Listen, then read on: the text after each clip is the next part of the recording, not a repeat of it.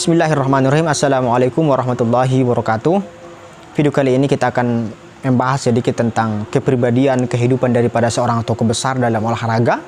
Dalam hal ini profesional dalam petinju dunia kelas berat, yaitu Muhammad Ali. Sebelum beliau masuk Islam, beliau itu punya nama dengan nama yaitu Cassius Marcellus Clay ataupun Cassius Clay.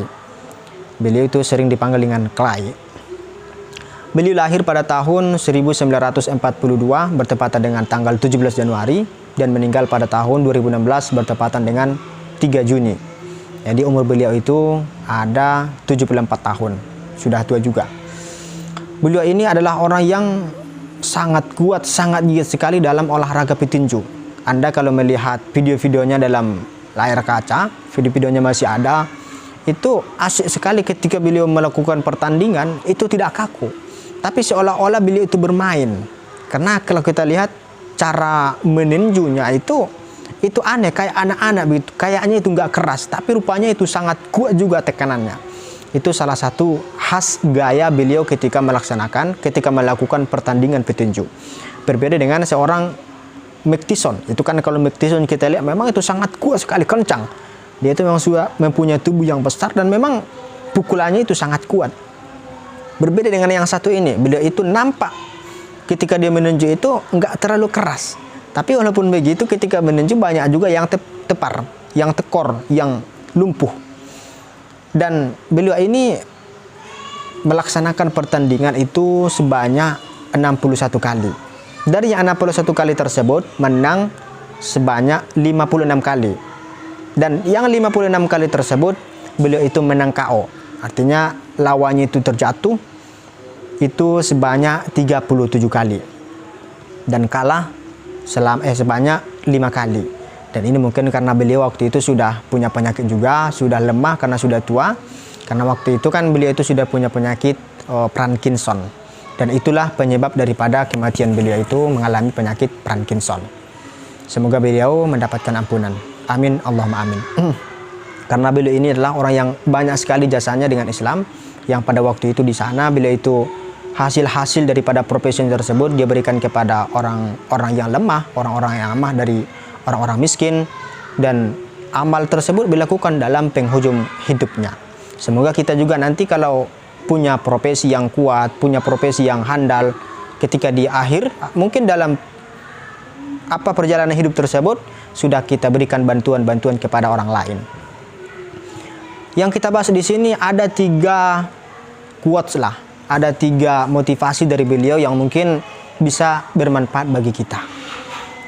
Yang pertama kata beliau adalah orang yang tidak pernah mengambil resiko, maka beliau itu tidak bisa menyelesaikan apa-apa dalam hidup. Orang yang tidak mau mengambil resiko dalam hidup, maka dia itu tidak akan pernah bisa menyelesaikan apa-apa dalam hidup. Karena hidup ini memang penuh dengan resiko. Kalau kita tidak mau mengambil resiko dalam hidup, maka sama dengan kita itu tidak akan bergerak, tidak akan maju, dan kita itu akan stagnan, kita itu akan berada di satu tempat yang tempat tersebut tidak pernah berjalan. Mau nggak seperti ini? Ya nggak mau, siapapun tidak mau hal yang seperti ini.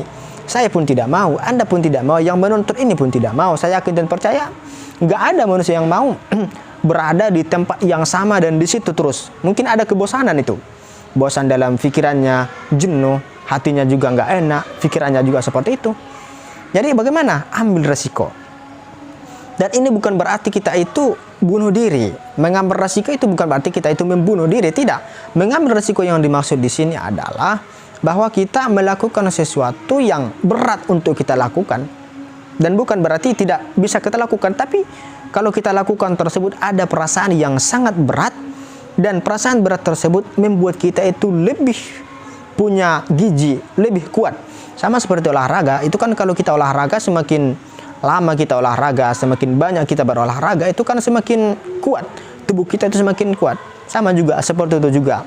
Dalam hidup juga seperti itu. Kalau kita semakin ingin menjadi kuat, ingin semakin kuat dalam hidup, maka ambil resiko. Itu yang pertama. Kemudian yang kedua, apa kata beliau? Saya itu dalam setiap menit latihan saya itu saya benci. Dalam setiap menit latihan saya benci. Nah, ini artinya bahwa apa yang kita inginkan. Kalau kita ingin sesuatu itu baik, profesional, kalau kita ingin berhasil, sukses dalam menjulang tinggi, bukan berarti sesuatu yang kita lakukan tersebut semuanya kita suka, semuanya kita merasa nikmat. Tidak. Ini contohnya Muhammad Ali. Apa kata beliau? Saya itu benci dengan setiap menit latihan.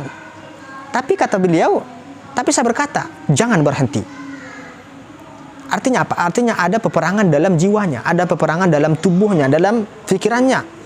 Di satu sisi beliau itu malas, tidak mau, tapi di satu sisi ada keinginan. Artinya apa? Di sini kita melihat bahwa beliau itu punya gambaran yang besar, punya mimpi yang besar. Jadi kita itu harus punya mimpi yang besar. Supaya apa? Supaya rasa malas yang ada di dalam diri kita itu bisa dilumpuhkan, bisa ditekan. Tapi kalau kita tidak punya mimpi, maka tidak bisa. Itu tidak bisa dilumpuhkan. Dengan punya mimpi yang besar, dengan punya pikiran yang besar lah kita bisa melumpuhkan mimpi tersebut. Kemudian beliau berkata, menderita sekarang dan jalani hidupmu dengan pemenang. Artinya apa? Artinya untuk menjadi seorang pemenang itu harus menderita, harus menderita dulu.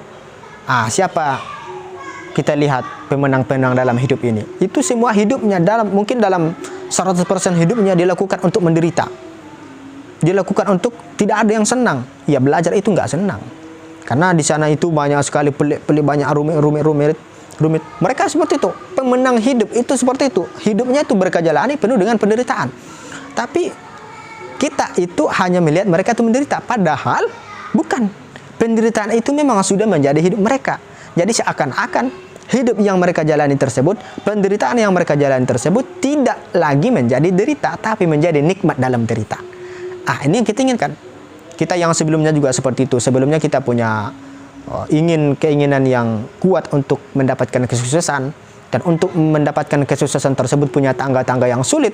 Tangga-tangga yang sulit tersebut adalah yang harus kita jalani dengan cinta. Maka kata motivasi lain itu, cintailah pekerjaanmu. Cintailah, itu artinya sukailah. Ini artinya apa? Artinya ada paksaan, dipaksa dulu, menderita dulu, baru nanti kita akan mengambil hasil ataupun menuai hasil yang kita lakukan tersebut. Itu yang kedua. Kemudian yang ketiga dan yang terakhir, orang yang tidak bisa ataupun yang tidak mau berimajinasi adalah orang yang tidak punya sayap. Ini juga berarti beliau ini sangat memprioritaskan juga tentang imajinasi, bukan hayalan. Imajinasi itu adalah alam pikiran yang kita ingin menampakkan ataupun mewujudkan apa yang ada dalam pikiran kita tersebut dalam kehidupan nyata, dalam kehidupan yang fakta. Sama juga seperti Albert Einstein, beliau itu juga orang yang sangat memprioritaskan tentang imajinasi. Begitu juga dengan ilmuwan-ilmuwan yang lain. Karena kan apa yang kita rasakan sekarang itu kan lahir dari yang namanya imajinasi. Dulu orang itu berimajinasi tentang gimana caranya biar bisa terbang, gimana caranya biar bisa lebih mudah, gimana caranya supaya bisa berkomunikasi dengan mudah.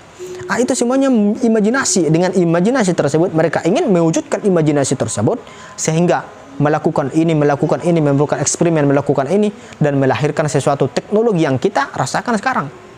Artinya apa? Semua dari imajinasi. Dan saya yakin dan percaya orang-orang pintar, orang-orang cerdas itu adalah orang-orang yang penuh dengan imajinasi. Dalam pikirannya itu ada imajinasi, ada gambaran. Ya, orang-orang pintar itu kan dalam pikiran itu ada gambaran. Ada gambaran. Ya, kalau dia itu ahli Al-Quran, gambaran Al-Quran itu ada di otaknya, seluruhnya itu ada tergambar. Katakanlah ada Ustadz kita, Ustadz Adi Dayat, itu kan kalau kita lihat dia itu bisa menyebutkan nomor letak ayatnya di mana. Dia itu bisa. Itu imajinasi itu. Imajinasi, dia bisa imajinasikan sesuatu itu dalam pikirannya dan dia itu bisa mengatakan itu, melakukan itu. Sehingga ya mudah baginya. Kita juga bisa seperti itu dengan cara apa? Dengan cara berimajinasi. Imajinasikan. Kemudian Anda harus bertekad, andukut ke diri Anda dan insya Allah itu akan tercapai. Mungkin itu saja 3 motivasi daripada seorang tokoh besar yang bernama Muhammad Ali atau Cassius Clay, seorang petinju profesional dari Amerika Serikat yang akhirnya beliau itu masuk ke dalam Islam. Semoga bermanfaat bagi saya dan bagi kita semuanya. Assalamualaikum warahmatullahi wabarakatuh.